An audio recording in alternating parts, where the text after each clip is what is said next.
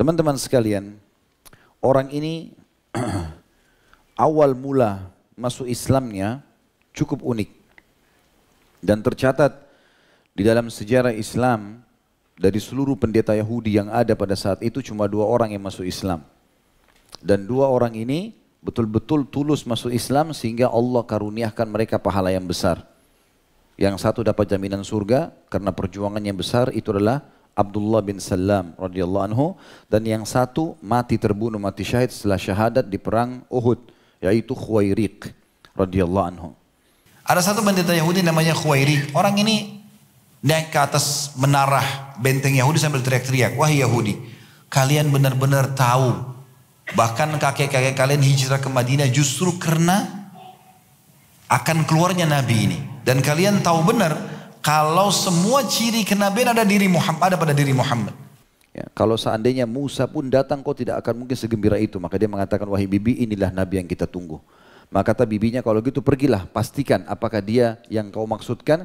Maka pergilah Abdullah bin Salam lalu menanyakan 3 pertanyaan tadi. Kemudian dia syahadat, dia pulang, dia sampaikan bibinya pun masuk Islam. Kemudian kita menyampaikan kisah. Kalau teman-teman pernah dengar orang ini, alhamdulillah. Kalau belum dengar, ini kisah unik. Seorang pendeta Yahudi namanya Khuwairiq. Khuwairiq ini pada saat Nabi SAW mengumandangkan panggilan jihad di Uhud, kurang lebih di tanggal 16 Syawal, waktu itu tahun 3 Hijriah di hari Sabtu. Waktu itu belum ada media kayak kita sekarang, sehingga ada utusan Nabi keliling Madinah sambil teriak-teriak, "Wahai muslimin, Rasulullah SAW suruh kalian siap-siap berperang. Pasukan Quraisy sudah datang mendekati pintu gerbang Madinah." Mereka kumpul gitu. Ada satu pendeta Yahudi namanya Khuwairiq. Orang ini naik ke atas menara benteng Yahudi sambil teriak-teriak, "Wahai Yahudi, kalian benar-benar tahu bahkan kakek-kakek kalian hijrah ke Madinah justru karena akan keluarnya Nabi ini. Dan kalian tahu benar kalau semua ciri kenabian ada pada diri Muhammad. Kenapa kalian tidak mau beriman?" Jawaban orang Yahudi, "Kan dia bukan dari Bani Israel. Ini kebohongan saja." Kalau udah tahu alhamdulillah, kalau belum tahu saya jelaskan. Nabi Ibrahim punya 2 orang istri, Sarah dan Hajar. Sarah punya anak Ishak, Hajar punya anak Ismail. Dua-duanya Nabi. Ya. Nah, setelah Ishak dan Ismail ini alaihi wassalatu wassalam, Nabi-Nabi yang datang banyak dari turunan Ishak. Dimulai dari Yakub. Nama lainnya Yakub, Israel. Ya, pernah dengar Bani Israel? Nah, keturunan Israel, keturunan Nabi Yakub. Datanglah setelah Nabi Yakub Yusuf, Musa, Isa, Daud, Zakaria, Yahya, Isa, semua ini Ilyasa, ya, Ayub, semua ini Nabi-Nabi Bani Israel namanya. Ya. Terakhir Nabi Muhammad SAW keluar dari turunan Ismail. Ini.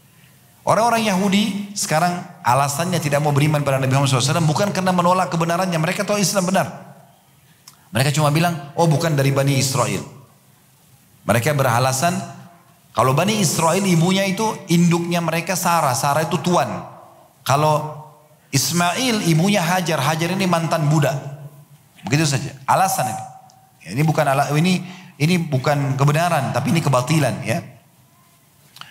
Kemudian Khuwairiq berkata, "Kalau begitu, gak usahlah masuk Islam. Gak usah yakin dia sebagai Nabi. Tapi kalian temukan dalam kitab Taurat ada perintah. Kalau seandainya di satu wilayah ada Nabi yang sedang ingin berperang, kita dianjurkan untuk membantunya." Apa maknanya kalimat ini? Nabi-Nabi sebelum Nabi Muhammad SAW, saudaraku seiman, mereka diutus khusus untuk kaumnya. Semua untuk kaumnya, ya. Tidak ada perintah Nabi Musa harus datang ke Indonesia di masa itu. Dia hanya di sana saja. Di lokasi dakwanya. Mesir, Palestina. Gitulah. Bahkan Nabi-Nabi seringkali satu masa. Ya, kita pernah dengar Nabi Ibrahim dengan ponakannya Nabi Lut. Ya. Nabi Ibrahim lokasi dakwanya Babilonia, tempat Namrud dibinasakan, Palestina dan Mekah. Kan gitu. Ini 3 lokasi dakwah Nabi Ibrahim. Nabi Ibrahim tidak punya kewajiban ke Indonesia. Ini lokasi dakwanya saja. Nabi Ibrahim sama ponakannya Nabi Lut itu bersebelahan lembah saja, Jordania, laut mati, tempatnya kaum Lut disiksa. Di situ Nabi Lut. Ini ada Nabi, di sini ada Nabi. Hidup semasa. Ya. Kita juga pernah tahu dalam surah Al-Kahfi Nabi Musa sezaman dengan Nabi Khidir. 2 nabi tapi beda lokasi. Ada juga yang satu lokasi, Ya, seperti Nabi Musa sama Nabi Harun saudaranya, seperti Nabi Isa dan sepupunya Nabi Yahya, ya, pamannya Nabi Zakaria, itu semua satu lokasi di Palestina. Nah, seperti itulah, ya. Satu-satunya nabi yang Allah utus untuk seluruh alam semesta, semua wilayah wajib beriman Nabi Muhammad sallallahu alaihi wasallam. Makanya Allah bilang, "Wa ma arsalnaka illa rahmatan lil alamin." Kami tidak utus kau Muhammad kecuali sebagai rahmat bagi seluruh alam semesta ini. Nah, dalam kitab Taurat kata Khuairik, kalian temukan ada ayat dalam Taurat menjelaskan kalau ada satu wilayah di sana ada nabi dan nabi itu memanggil jihad, kita harus membantunya. Tidak usah kalian beriman, tapi kan kalian tahu harus bantu. Maka mereka bilang nggak mau, karena ini kan hari Sabtu. Ya, alasannya hari Sabtu, karena hari Sabtu mereka kultuskan, mereka nggak mau perang, mereka nggak mau kerja, malas-malasan, gitu kan? Sampai hari ini mereka kultuskan hari Sabtu, sebagaimana kita hari Jumat sebagai hari raya kita, ya, seperti itulah. Akhirnya Khuairik turun sendiri dari menara itu, kemudian masuk ke masjid, syahadat di waktu duha, hari Sabtu, ya, hari perang Uhud. Dia syahadat, ikut perang. Subhanallah, terbunuh sebelum waktu duhur. Mati syahid, Khuairik ini, pendeta Yahudi. Waktu dia mati syahid, Nabi SAW lihat. Nabi senyum sambil mengatakan, siapa yang mau lihat penghuni surga yang belum pernah sujud sekalipun, lihat orang ini. Dia masuk Islam waktu duha, ya. Kemudian dia meninggal sebelum duhur. Kewajiban sholat duhur belum ada. Ya. Tapi sudah mati syahid. Mudah sekali. Subhanallah. Mudah sekali.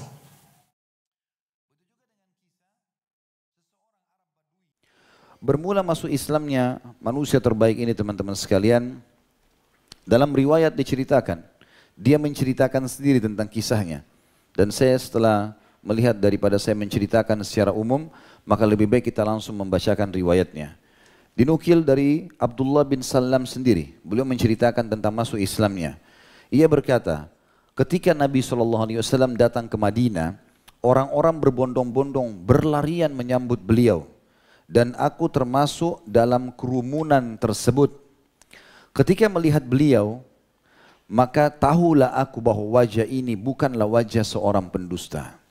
Subhanallah, ada orang dari wajahnya kita bisa tahu umumnya kalau orang ini baik atau tidak.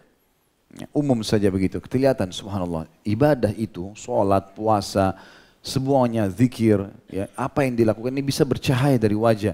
Dan cahaya itu bukan keluar seperti cahaya lampu, tapi kenyamanan orang interaksi. Orang mendapatkan manfaat dari dia. Selalu wajahnya berseri, tatapan matanya syahdu, lisannya bermanfaat, tangannya ramah, kakinya melangkah ke tempat-tempat positif. Seperti itulah. Hal yang pertama, kata beliau, yang aku dengarkan dari lisan Nabi, ini sebelum Abdullah bin Salam syahadat. Baru dia ketemu, dia langsung bilang ini bukan pendusta. Lalu begitu waktu itu Nabi SAW pertama kali ucapkan sabda yang didengarkan oleh Abdullah bin Salam dan hadits ini diriwayatkan oleh beliau adalah sabda Nabi SAW, ya ayyuhan nas, abshus salam, wa at'imut ta'am, wasilul arham, wa sallu bin layli wan nasu niyam, tadkhulul jannata bisalam. Wahai sekalian manusia, tebarkan salam di antara kalian, berilah makan orang-orang miskin, sambunglah hubungan kekerabatan atau silaturahim, dan solatlah di malam hari, tahajud, sewaktu manusia sedang tidur, niscaya kalian akan masuk ke dalam surga dengan penuh sambutan atau keselamatan. Hadis ini riwayat Ahmad, jilid 5, di musnadnya halaman 451, At-Tirmidzi juga sebutkan di nomor 2487 dan disahihkan oleh Al-Hakim di jilid 3 dalam Mustadrak di halaman 13. Khusus hadis ini ya, kita masih kembali kepada riwayat Abdullah bin Salam. Maka dia mengatakan ketika aku melihat beliau, tahulah aku bahwasanya wajahnya bukan seorang pendusta, dan hal pertama yang aku dengarkan adalah hadis tadi. Dalam riwayat lain disebutkan juga bahwasanya Abdullah bin Salam, kata Anas bin Malik, datang menemui Rasulullah sallallahu alaihi wasallam. Dan pada waktu itu pada waktu beliau tiba di Madinah. Lalu ia berkata, aku akan bertanya kepada Muhammad tentang 3 hal yang tidak ada seorang pun yang mengetahuinya kecuali seorang nabi. Ada riwayatnya yang mengatakan, Nabi mengatakan silahkan tanyakanlah di depan orang-orang. Dan masyarakat Madinah tahu siapa Abdullah bin Salam, ulamanya Yahudi, hafal Taurat, orang yang paling dihormati oleh orang-orang Yahudi. Maka dia bertanya, dia mengatakan 3 hal saya tanya, setahu saya dalam Taurat ini hanya Nabi yang tahu. Kalau kau bisa jawab berarti kau Nabi. Kata Nabi SAW sampaikan. Maka yang dia tanyakan pertama, apa tanda-tanda pertama hari kiamat? apa makanan yang dimakan pertama kali oleh penghuni surga. Dan dari mana seorang anak itu mendapatkan kemiripan dengan ayah atau ibunya, laki-laki atau perempuan. Maka Nabi SAW menjawab, tadi Jibril mengabarkan kepadaku tentang hal itu. Waktu kau tanya ini, Jibril sampaikan kepada saya langsung. Ia menjawab, Abdullah bin Salam bilang, waktu Nabi bilang, Jibril sampaikan kepada saya, dia bilang, Jibril itu adalah musuh orang-orang Yahudi dari kalangan malaikat. Bayangkan orang Yahudi ya, bukan cuma manusia dibenci, malaikat yang tidak kelihatan dibenci. Ya. Jibril lagi, pemimpinnya para malaikat. Sudah kehabisan kerjaan. Lalu beliau pun berkata, Nabi SAW jawab, adapun tanda pertama hari kiamat adalah api yang keluar dari bagian timur, lalu mengumpulkan manusia ke bagian barat. Sedangkan makanan pertama yang dimakan penghuni surga adalah bagian pada hati ikan paus. Adapun mengenai kemiripan, mana bila atau maka bila air mani laki-laki keluar mendahului air mani wanita, maksudnya laki-laki yang lebih dulu klimaks, maka anak akan mirip dengannya. Ya, makna mirip berarti bisa jadi anak laki-laki. Dan bila air mani wanita keluar mendahului air mani laki-laki, maka akan mirip dengan perempuan tersebut. Mendengarkan hal itu, tiba-tiba Abdullah bin Salam mengatakan, aku bersaksi bahwasanya engkau adalah Rasulullah. Lalu ia berkata, wahai Rasulullah, sesungguhnya orang-orang Yahudi adalah kaum pendusta. Makna kaum pendusta adalah secara umum, bukan semuanya, tapi secara umum. Mereka sudah menjadikan itu hal yang biasa di tengah-tengah mereka. Jika mereka mengetahui keislamanku, pasti mereka akan mendustakanku. Karena kalau aku masuk Islam pengaruhnya besar, maka mereka pasti dustakan. Karena itu, tolong kirimkan orang kepada mereka agar menanyakan tentang diriku. Lalu Nabi SAW mengutus utusan kepada mereka orang-orang Yahudi. Kemudian bertanya, laki-laki seperti apakah Ibnu Salam itu di tengah kalian? Mereka menjawab, ia adalah Robi atau ulama kami. Dan putra Robi kami. Robi maksudnya adalah ulama. Artinya dia sama ayahnya dua-dua ulama. Ia ulama kami dan putra ulama kami. Ia bertanya lagi, kata Nabi SAW, bagaimana menurut kalian jika ia masuk Islam, Abdullah bin Salam? Apakah kalian akan masuk Islam juga? Maka mereka menjawab, semoga Allah melindunginya dari yang demikian. Maksudnya supaya tidak masuk Islam. Ya. Jadi doanya salah. Lalu keluarlah Abdullah bin Salam dari sebuah tempat yang dia bersembunyi, kemudian dia berkata, aku bersaksi bahwasanya tidak ada Tuhan yang berhak diibadahi dengan benar selain Allah dan Muhammad adalah Rasulullah. Maka tiba-tiba orang Yahudi mengatakan, ini adalah orang yang terburuk di antara kami dan putra orang terburuk dari kami. Ia adalah orang paling bodoh di antara kami dan putra orang paling bodoh. Maka berkatalah Abdullah, wahai Rasulullah, bukankah sudah aku beritahukan kepadamu bahwa orang-orang Yahudi kaum pendusta? Dan hadis ini diriwayatkan oleh Al-Bukhari nomor 3329 dan juga disebutkan di jilid 4 di halaman 261. Riwayat yang lain melengkapkan satu sama yang lain kisah masuk Islamnya manusia mulia ini adalah disampaikan juga oleh beliau sendiri Abdullah bin Salam radhiyallahu anhu yang mengatakan, tak kala aku mendengar Rasulullah SAW atau tentang Rasulullah SAW, maka tahulah aku sifatnya. Waktu aku dengar di Mekah, dia keluar, aku udah tahu ini nabinya. Walaupun belum ketemu, sifatnya dinukilkan orang-orang. Sifatnya itu ramah, dermawan, baik, itu gitu. Namanya, aku sudah tahu, Muhammad itu namanya. Dan sudah pernah saya jelaskan teman-teman, Muhammad ini bukan nama orang Arab awalnya. Jadi sebelum Nabi Muhammad SAW tidak ada yang bernama Muhammad.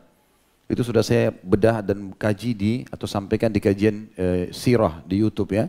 Jadi Muhammad itu diambil oleh Abdul Muttalib dari seorang pendeta Nasrani yang ditemui di negeri Syam. Dia sempat bertemu dengan Abdul Muttalib dan teman-teman, lalu dia bertanya, dari mana kalian? Kata mereka dari Jazirah Arab. Tepatnya dari mana? Dari kota Mekah. Lalu pendeta itu mengatakan akan keluar nabi terakhir di sana yang kami mengenalnya dengan baik, bernama Muhammad. Maka akhirnya Abdul Muttalib sama teman-temannya berlumba-lumba nanti kalau punya anak atau cucu akan menamakan Muhammad. Dan dari sekian, 4 orang yang berangkat itu termasuk Abdul Muttalib, itu yang pertama mendapatkan cucu laki-laki adalah Abdul Muttalib dan dia namakan Muhammad pada saat itu. Dan ini belum ada orang di Mekah atau Jazirah Arab yang bernama ini. Makanya ahli kitab tahu betul Muhammad itu adalah nama yang disebutkan. dan masa diutusnya sampai dirincikan di waktu itu akan diutus. Jadi mereka sangat tahu. Sampai waktu Nabi SAW lahir di Mekah, ada satu pendeta Yahudi naik ke atas menara mereka yang tinggi. Ya. Terus teriak, wahai orang-orang Yahudi, hari ini telah terlihat bintang Muhammad yang tidak pernah terlihat sebelumnya.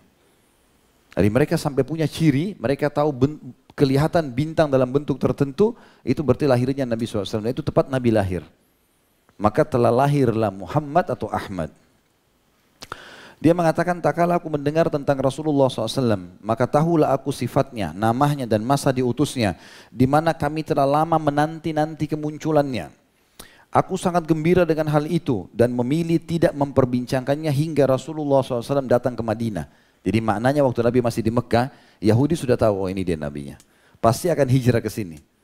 Abdullah bin Salam tidak mau ngomong, tunggu sampai Nabi hijrah, karena dia yakin Nabi hijrah nanti ke Madinah. Tak kala beliau singgah di Kuba, waktu tiba di Madinah, di perkampungan Bani Amr bin Auf, maksudnya di tempat suku Amr bin Auf.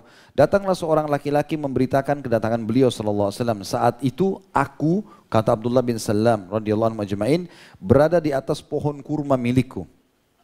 Termasuk juga salah satu metode yang digunakan oleh masyarakat Madinah waktu itu kalau mau menginformasikan berita penting, selain naik ke menara benteng, atau ke atap rumah, atau di pohon kurma. Maka dia lagi di pohon kurmanya, sedangkan bibiku sedang duduk di bawah pohon. Tak kala aku mendengar berita tentang kedatangan Rasulullah SAW, aku pun bertakbir dengan suara keras. Ketika mendengar takbirku, berkatalah bibiku, semoga Allah melenyapkan angan-anganmu. Ya, Allahu alam kenapa bibinya doakan begini.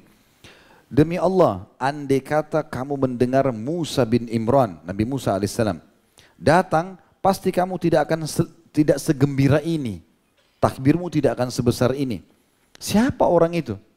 Maka aku berkata kepada bibiku, wahai bibi, demi Allah, ia adalah saudara Musa bin Imran. Agamanya sama dan ia diutus dengan wahyu yang sama. Lalu bibinya berkata, wahai ponakanku, apakah dia nabi yang dikabarkan kepada kita? Yang akan diutus bersamanya, akan diutus bersama dekatnya hari kiamat. Maka aku berkata, iya. Lalu ia pun berkata, kalau begitu dialah orangnya. Kemudian aku pergi menemui Rasulullah SAW. Dalam sebagian riwayat yang lain, bibinya mengatakan, kenapa kau teriak seperti itu? Ya, kalau seandainya Musa pun datang, kau tidak akan mungkin segembira itu. Maka dia mengatakan, wahai bibi, inilah nabi yang kita tunggu. Maka kata bibinya, kalau gitu pergilah, pastikan apakah dia yang kau maksudkan. Maka pergilah Abdullah bin Salam lalu menanyakan 3 pertanyaan tadi. Kemudian dia syahadat, dia pulang, dia sampaikan bibinya pun masuk Islam. Jadi keluarga dekatnya ada yang masuk Islam di situ. Lalu kemudian aku pergi menemui Rasulullah SAW, lalu masuk Islam. Setelah itu aku pulang menemui keluargaku, istri dan anaknya, dan menyuruh mereka masuk Islam, maka mereka pun masuk Islam. Tentu di sini saya sudah coba telusuri istri dan anak Abdullah bin Salam, saya pribadi bukan keterbatasan ilmu belum saya temukan. Jadi saya tidak bisa sebutkan nama istrinya dan juga jumlah anaknya, tapi yang jelas ini semua masuk Islam. Lalu aku merahasiakan keislamanku dari orang-orang Yahudi. Kemudian aku mendatangi Rasulullah SAW dan berkata kepadanya, wahai Rasulullah, sesungguhnya orang-orang Yahudi adalah kaum pendusta. Aku ingin engkau membawaku masuk ke salah satu rumahmu untuk menyembunyikanku dari mereka. Jadi riwayat ini menyempurnakan riwayat sebelumnya. Tadi cuma sekedar disembunyikan. Di sini dia minta disembunyikan di rumah Nabi SAW. Kenapa rumah Nabi? Karena rumah Nabi dempet dengan masjid. Dan ada pintu langsung masuk dari rumah Nabi ke dalam masjid. Kemudian tanyakan kepada mereka tentangku, hingga mereka memberitahukan kepadamu bagaimana kedudukanku di tengah-tengah mereka, sebelum mereka mengetahui keislamanku. Sebab jika mereka mengetahui keislamanku, mereka pasti akan mendustakanku dan mencelaku.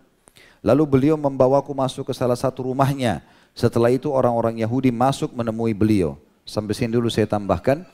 Jadi ada riwayat lain, Sofia radhiyallahu anha, istri Nabi SAW dari kalangan Yahudi, waktu Nabi SAW menembus benteng Khaybar dan menawarkan Sofia, kalau kau ingin masuk Islam, saya bebaskan dari keterbudakan. Langsung Sofia mengatakan, asyhadu an la ilaha illallah wa anna Muhammad Rasulullah. Nabi SAW tanya, kenapa kau cepat sekali masuk Islam? Biasanya orang Yahudi susah gitu. Kaum wanitanya pun sama. Maka dia menceritakan, dia mengatakan, ya Rasulullah, waktu Abdullah bin Salam, jadi kata Sofia menceritakan masalah itu.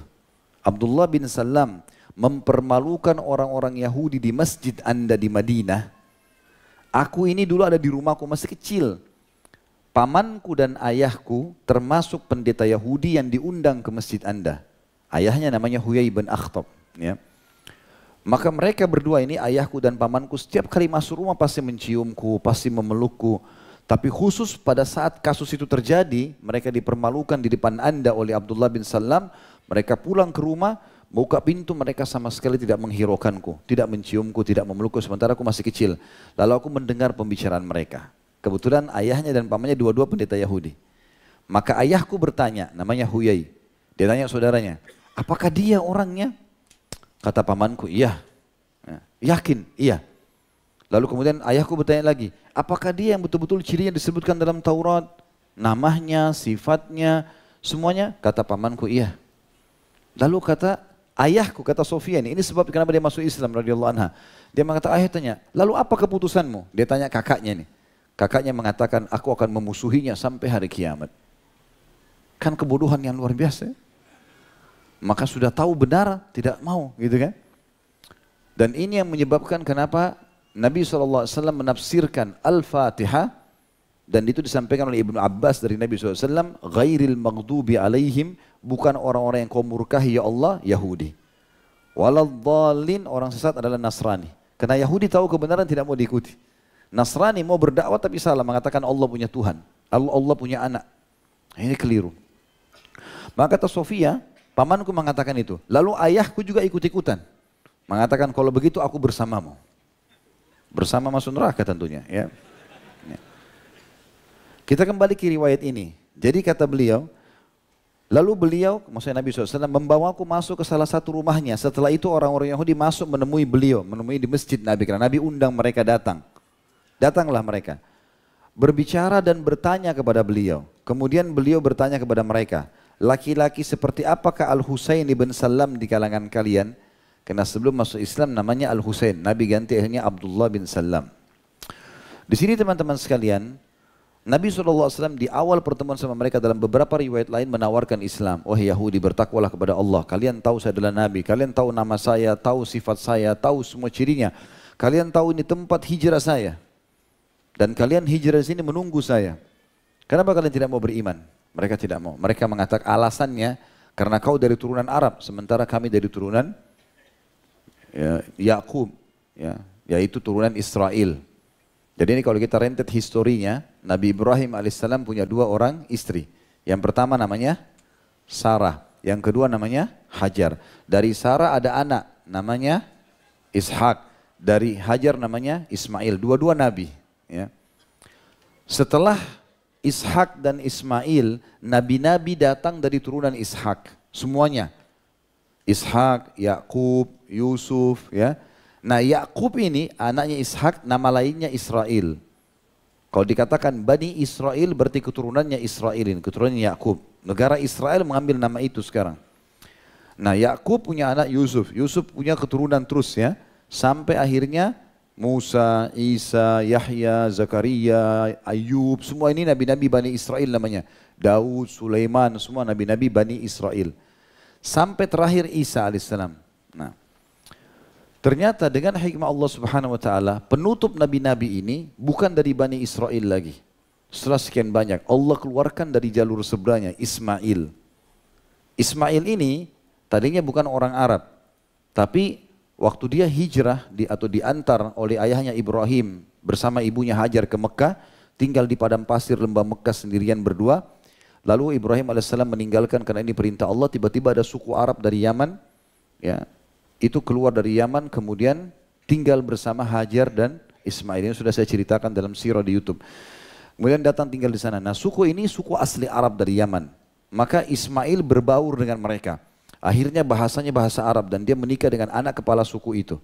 Dan dalam buku-buku yang menjelaskan tentang histori suku Arab ini, mereka menyebutkan ada dua Arab. Ada Arab asli, ada Arab musta'ribah. Ada Arab orang turunan asli Arab, ada orang Arab yang terarabkan karena bahasa, karena pernikahan. Kalau orang Arab menganggap semua yang sudah nikah sama orang Arab atau yang menggunakan bahasanya dikatakan orang Arab. Contoh misalnya, di Irak itu asalnya suku Babilonia, tapi setelah Islam menyebar sana, Di zaman Umar bin Khattab radhiyallahu anhu ada perang menjatuhkan negeri Persia, menaklukkan negeri Persia di tahun 16 Hijriah di tangan Sa'ad bin Abi Waqqas radhiyallahu anhu, maka orang-orang muslim Arab dari sahabat menikah dan berbaur dengan mereka.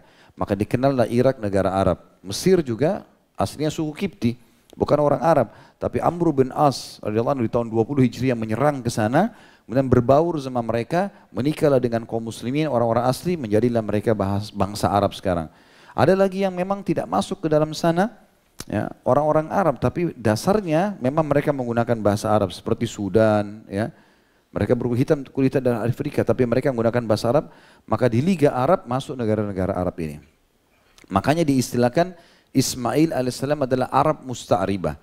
Quraisy dari turunan Ismail, maka dianggap turunan Arab, gitu kan? Karena ada kakek-kakek mereka dari turunan Arab. Orang-orang Yahudi berargumentasi mengatakan, kami nggak mau beriman pada Muhammad karena kau bukan turunan Israel, tapi turunan Ismail. Lalu mereka tambah lagi isu bohong. Mereka mengatakan, kalau Ishak dari Sarah, Sarah orang terhormat. Kalau Ismail dari Hajar, Hajar mantan budak. Mereka bilang begitu, ya. Mantan budaknya Hajar. Padahal sebenarnya banyak riwayat yang menjelaskan Hajar ini ya dihadiahkan oleh Raja Mesir kepada Sarah. Ya, kemudian memang membantu Sarah tetapi dibebaskan oleh Sarah kemudian dinikahi oleh Ismail AS. Maka itu bukan berarti keterbudakan saja, tapi memang orang yang bebas gitu kan. Tapi ini isu saja, hanya karena mereka tidak mau beriman. Di sini dikatakan teman-teman sekalian, karena mereka nolak waktu diajak masuk Islam Nabi SAW, kemudian beliau bertanya pada mereka, laki-laki seperti apa Al-Husain bin Salam di kalangan kalian? Maksudnya, apa pilihan kalian untuk mereka, untuk dia? Maka para Yahudi mengatakan, ini pendeta-pendetanya ya. Ia adalah pemimpin kami dan putra pemimpin kami.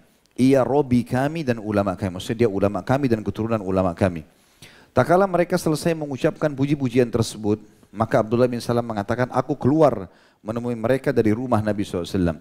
Lalu aku tiba-tiba mengatakan, wahai orang-orang Yahudi, bertakwalah kepada Allah dan terimalah apa yang dibawanya kepada kalian. Dan dibawa oleh orang ini terima. Karena kalian tahu semua dan saya pendeta kalian.